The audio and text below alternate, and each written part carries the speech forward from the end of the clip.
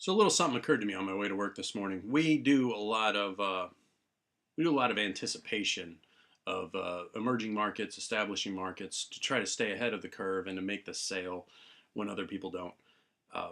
And we actually discuss these things, we plan these things, and what's the largest growing emerging market for us, which would be the generation, whatever the hell the kids are nowadays, 18, 19, whatever year old. I had to take this course, and it was the most interesting thing of this on demand generation. Now, check this out. When, when most of us watching this or doing this, we're growing up, if you wanted to, say, watch a program on the television, there was a very specific set time that you had to conform to in order to watch the program. Same thing for a movie. And that's still the case for the latest movies now. Like, there's specific set times that you'll need to go somewhere for them. But by and large, we are in an on-demand society where on-demand audio, on-demand video, on-demand everything. You have it right then and there. And I think it's going to be a very interesting development how this is going to affect us socially. You would think from the get-go that the effects would be negative, that you'd somehow be spoiled.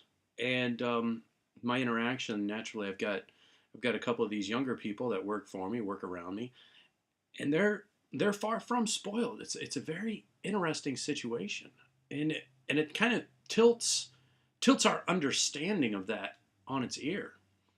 So if for example, when I was growing up and we got to play the video game, it was difficult to convince us to go outside because we were having such a good time with the video games.